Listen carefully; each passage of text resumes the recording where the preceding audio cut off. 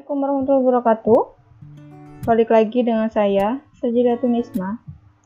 Di video kali ini kita akan melanjutkan belajar MySQL Workbench, di mana di video ke-1 kita sudah belajar bagaimana cara menginstal MySQL Workbench. Dan video kedua kita mengenal MySQL Workbench dan cara membuat ERD diagramnya. Dan untuk video selanjutnya, video kali ini kita akan belajar bagaimana cara membuat database di CMD dan mengatur relasi di MySQL Workbench. Untuk itu kita belajar bersama dan simak video berikut ini. Oke, kita kembali ke video. Kita akan melanjutkan videonya. Di video kali ini kita akan membuat bagaimana cara membuat database di CMD dan mengatur skema relasi antar tabel di MySQL Workbench. Sebelumnya kita mempunyai studi kasus di mana terdapat ERD diagram untuk menangani pengadaan barang pada suatu organisasi. Secara gambarannya seperti ini. Kemudian tentuan pengerjaannya yaitu buatlah tabel sesuai dengan ERD diagram menggunakan CMD. Kedua, buatlah skema relasi sesuai dengan ERD diagram. Dan ketiga, buatlah diagram relasi antar tabel sesuai dengan ERD diagram. Oke, kita akan mengerjakan studi kasus dengan yang nomor 1, yaitu buatlah tabel sesuai dengan diagram menggunakan CMD. Kita langsung masuk ke CMD atau enggak. Sebelum melakukan pengerjaan di SAMDP untuk MySQL, kita run dulu, ini udah run, kemudian kita klik sel. Di sini kita harus login sebentar. Oke, kita lihat database-nya. Sebelumnya saya sudah membuat database pengadaan barang. Kita gunakan dengan perintah use.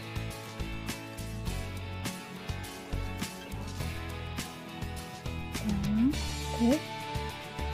Dan kita juga sudah membuat beberapa tabel sesuai dengan studi kasus kita, pengadaan barang untuk sebuah organisasi. Di sini ada tabel account, counting transaction, good receipt detail, good receipt, invoice verification, payment, purchase order detail, purchase order, requirement detail, storage location, dan supplier. Kemudian kita akan menampilkan dari masing-masing tabel yang ada di pengadaan barang. Kemudian kita munculkan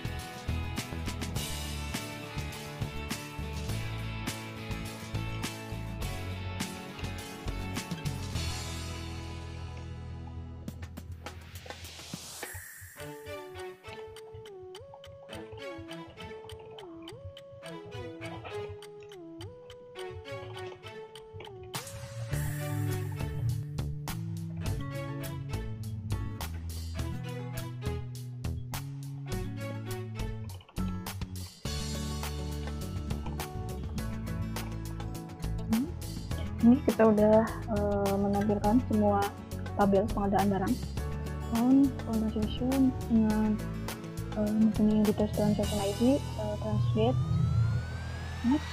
Kemudian setelah selesaikan studi kasus yang pertama, tabel CMD, buatlah skema relasi sesuai dengan ER diagram. Oke, sudah membuat berikut tabel mengenai dengan ER diagram pengadaan barang sebuah organisasi untuk barang goods yang mempunyai identitas goods ID dan description, price, current stock, tabel atas, kolom goods ID muncul sebagai primary key. Kemudian untuk tabel recruitment detail mempunyai identitas recruit ID, rec status, dan amount. Tabel di atas kolom recruit ID muncul sebagai primary key. Recruit ID dan tabel di atas recruit ID sebagai primary key. Kemudian tabel supplier untuk supplier ID di mana untuk tabel supplier sebagai primary key, dan untuk tabel purchase order detail purchase ID muncul sebagai primary key. Kemudian untuk tabel purchase order detail muncul sebagai primary key ini, dan kemudian untuk purchase order mempunyai entitas PO ID, PO date, PO status, delivery date, shipping terms, payment terms. Pada tabel di atas kolom PO ID muncul sebagai primary key, dan tabel di atas pula untuk PO status muncul sebagai origin key atau kunci utama karena adanya relasi satu banyak dengan entitas order detail.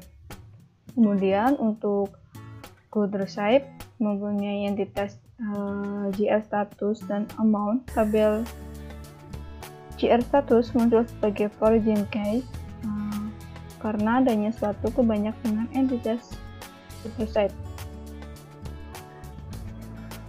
Ini account mempunyai entitas account ID, name, amount. Kemudian akun ID muncul sebagai primary key. Invoice verification, payment, storage location. Dan untuk skema relasi sesuai dengan ERD adalah seperti ini. Kemudian kita masuk ke studi kasus yang ketiga, yaitu buatlah diagram relasi antar tabel sesuai dengan diagram. Kita harus mengetahui apa itu relasi. Relasi itu sama saja dengan kata hubungan suatu atau suatu hubungan. Jadi, relasi antar tabel adalah hubungan antar sebuah tabel dengan tabel lainnya yang berfungsi untuk operasi sebagai hubungan yang dapat dibentuk mencakup tiga macam, yaitu hubungan one to one. One to one terjadi apabila sebuah data yang ada pada tabel A juga ada pada tabel B, yang mana data tersebut hanya diperbolehkan satu buah saja pada masing-masing tabel. Tidak boleh terdapat beberapa data yang sama pada tabel yang sama. Kemudian yang kedua adalah one to many, terjadi apabila sebuah data yang ada pada tabel A memiliki beberapa data yang sama pada tabel B. Pada relasi ini hanya diperbolehkan sebuah data pada tabel A, dan tabel B boleh memiliki beberapa data yang sama pada tabel A. Kemudian yang ketiga adalah many to many, terjadi apabila sebuah data yang ada pada tabel A memiliki beberapa data yang sama pada tabel B, dan sebuah data pada tabel B juga memiliki beberapa data yang sama pada tabel A. Pada relasi ini, tabel A dan tabel B diperbolehkan memiliki beberapa data yang sama dengan kedua tabel tersebut. Untuk mengerjakan tadi kasus poin yang ketiga, kita masuk ke MySQL Workbench. Untuk videonya, di sini kita udah masuk ke dalam MySQL Workbench. Di sini kebetulan saya sudah membuat database pengadaan barang dan beberapa tabel sesuai dengan aplikasi sebelumnya yang kita udah bahas, dan kita langsung ke diagram karena di sini kita akan melakukan relasi antar tabel. Oke, diagram. Dan kebetulan di sini saya sudah membuat relasi antar tabel. Nah, seperti yang sudah dijelaskan di slide-slide sebelumnya, dimana relasi itu ada yang namanya one to one, yaitu seperti contoh ini, tabel good dengan statement detail. Kemudian ada one to many, many to many.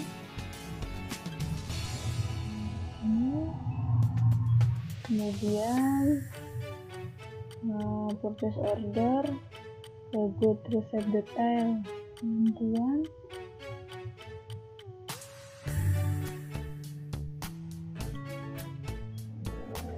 ini adalah relasi